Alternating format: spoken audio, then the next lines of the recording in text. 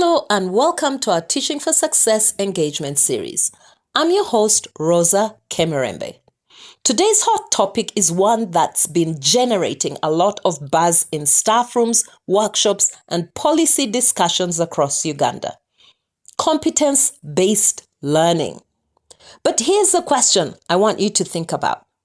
Is it just another buzzword in education, or are our schools truly equipping learners with the skills they need for life beyond the classroom?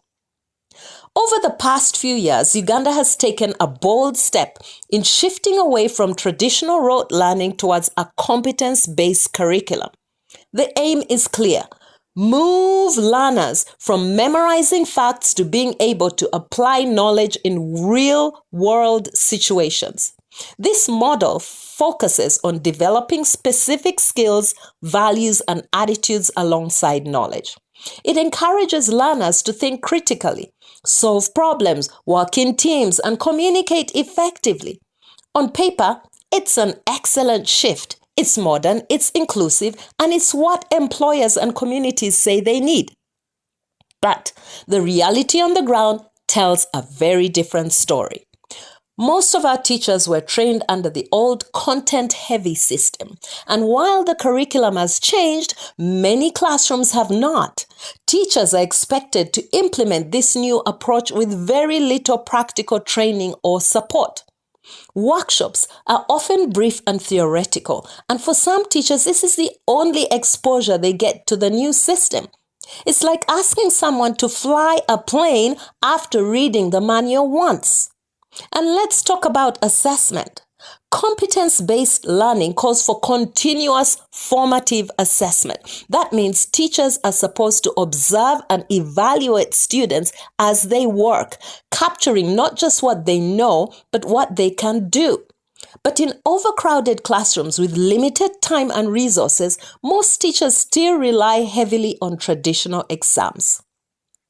The Ugandan National Examinations Board is also slow to align national exams with the new model, so the system continues to reward memorization rather than mastery.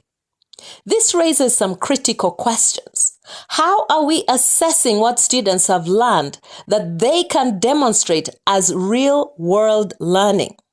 Where are the opportunities to practice these skills in an authentic way? If students are learning about entrepreneurship, are they actually planning and running small projects? If they're learning about food and nutrition, are they preparing meals? If not, then we're only scratching the surface of what competence-based learning is meant to be. And here's something else we cannot ignore. What is the Ministry of Education and what are school administrators doing to promote real exposure? Internships, field visits, and engagement with real workplaces where students can begin to connect their learning to the actual world of work.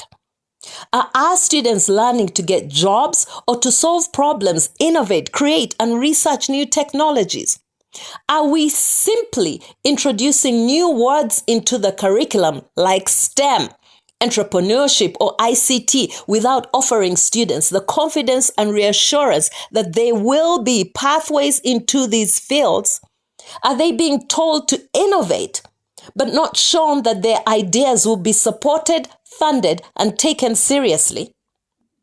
In many schools, practical learning is next to impossible. Whether it's a tailoring class without sewing machines or a science lesson without lab equipment, learners are being taught skills they never actually get to practice. How can we expect students to demonstrate competence when they have no tools to do so? This is especially true in rural and under-resourced schools, where even basic learning materials are in short supply. Then there's the issue of mindset. Many parents and even some educators still believe that education is about passing exams. Until we shift this thinking, until we value skill development as much as we value grades, we will continue to fall short. Students may have beautiful report cards, but leave school with little to no ability to apply what they've learned. Of course, there are the pockets of success. Some vocational schools and pilot programs supported by NGOs are making progress. In these settings, you see learners actively engaged on hands-on projects, working collaboratively and proudly showcasing their work. You see teachers who have been trained and supported, and schools that have made competence-based learning come alive. But these are the exception, not the rule.